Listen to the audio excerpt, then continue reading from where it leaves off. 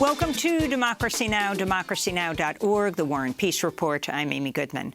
A top United Nations official has warned fighting in Ethiopia's northern Tigray region has spawned the worst humanitarian disaster on Earth. World Health Organization Director General Tedros Adhanom Ghebreyesus, who's originally from Tigray, said the conflict, which first erupted in late 2020, now threatens the lives of millions, even as global leaders largely ignore the crisis. I can tell you that the humanitarian crisis in Tigray is more than Ukraine, without any exaggeration. And I said it many months ago, maybe the reason is the color of the skin of the people in Tigray. Dr. Tedros' remarks Wednesday came as Ethiopian officials called for a formal ceasefire agreement to end nearly 2 years of fighting with separatists in Tigray, where some 6 million people have been largely cut off from the outside world for months, unable to access food, medicine, and other necessities. The Tigray People's Liberation Front has so far rejected the peace proposal, calling it obfuscation meant to distract from ongoing fighting. The United Nations warns the Tigray conflict has combined with a worsening drought across Ethiopia to threaten the lives of 20 million people. In Ukraine, Russian strikes on the northeastern city of Kharkiv overnight left at least 12 people dead and dozens more injured. In the deadliest of the attacks, a 3-story residential building was flattened after it took a direct hit from a Russian missile. Video of the aftermath showed rescue workers sifting through the rubble of the building, which once housed about 50 people. As a result of the midnight hour, we have 7 dead and 16 wounded as a result of the rocket hit. These are the people who were inside the building who survived, and also people who were in buildings nearby who sustained varying degrees of injuries from shrapnel, glass, and other things. Human Rights Watch has condemned Russia's assault on Kharkiv, accusing it of indiscriminately firing banned cluster munitions into populated areas, damaging healthcare facilities and homes. Elsewhere, Ukraine's military says it struck an ammunition depot near frontline fighting in the Kherson region. An advisor to President Volodymyr Zelensky said Ukrainian forces had reached a strategic deadlock in the war with only minimal Russian advances. Today, UN Secretary General Antonio Guterres is meeting with President Zelensky in the western city of Lviv, where they'll be joined by Turkish President Recep Tayyip Erdogan to discuss a deal to allow Ukraine to safely export grain from Black Sea ports. Donald Trump's former personal attorney, Rudy Giuliani, has testified to a grand jury in Atlanta, Georgia, as part of a criminal probe into election interference by Trump and his supporters. Giuliani spent more than 6 hours at the Fulton County Courthouse for Wednesday's closed-door proceedings after a judge ordered him to comply with a subpoena. Prosecutors told Giuliani's lawyers this week he could face criminal charges over efforts to overturn Joe Biden's win in Georgia after the 2020 election. Meanwhile, lawyers for Georgia Republican Governor Brian Kemp have asked a judge to throw out a subpoena ordering him to testify later this month.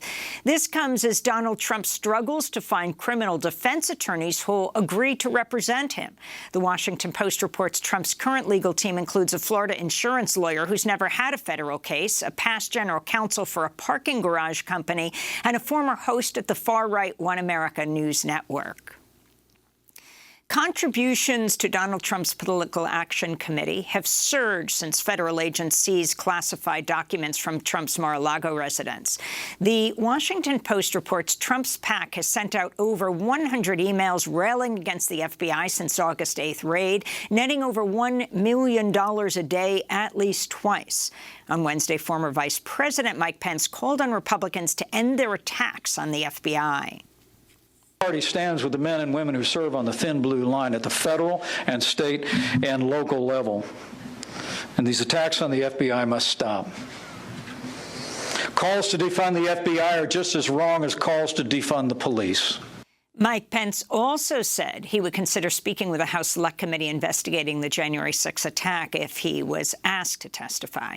Pence was speaking at a politics and eggs breakfast in New Hampshire, where speakers often include future presidential candidates.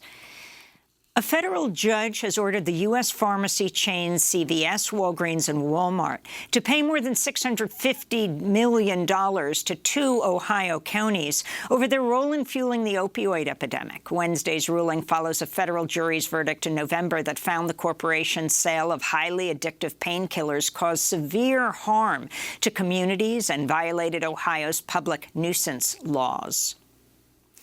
South Carolina's Supreme Court has temporarily blocked enforcement of the state's 6-week ban on abortions while a legal challenge to the law proceeds. Reproductive rights groups are suing to overturn South Carolina's so-called fetal heartbeat law, which bans abortions once electrical activity can be detected in an embryo's cardiac cells, which typically happens around just 6 weeks into a pregnancy. In North Carolina, a federal judge has reinstated that state's ban on abortion after 20 weeks of pregnancy. In Louisiana, all 3 clinics that previously offered abortion care have closed their doors and will relocate to other states after the state Supreme Court ruled Friday that a near-total abortion ban can remain in effect across Louisiana. Meanwhile, a federal court in Florida has ordered a 16-year-old orphan to carry her pregnancy to term after she petitioned the court for the right to have an abortion, testifying that she was, quote, not ready to have a baby. A 3-judge panel denied the request, ruling the girl, quote, had not established that she was sufficiently mature to decide whether to terminate her pregnancy, unquote. In Afghanistan, at least 21 people were killed and 33 wounded in a bombing at a mosque in the capital of Kabul. The attack came during evening prayers Wednesday. There has been no immediate claim of responsibility, but similar bombings in the past have been claimed by a local affiliate of the Islamic State. Israeli forces raided and closed the offices of 7 Palestinian civil society rights groups in the occupied West Bank Thursday. Several of the groups report soldiers confiscated items and files before leaving behind notices declaring the organizations unlawful. Israel designated 6 out of the 7 groups as terrorist organizations in October of last year, a decision met with criticism from both the United Nations and international human rights groups. And with just 2 weeks remaining before a pandemic-related pause on federal student loan payments expires, progressive lawmakers and activists are pressing President Biden to take sweeping action to cancel student debt. Today, the Debt Collective is launching its 50 over 50 campaign, a coordinated strike by 50 debtors over the age of 50 who say they'll refuse to pay back their loans should President Biden renege on his campaign promise to cancel student debt.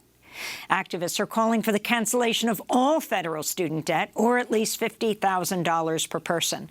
This is Debt Collective activist Listra Small-Clouden.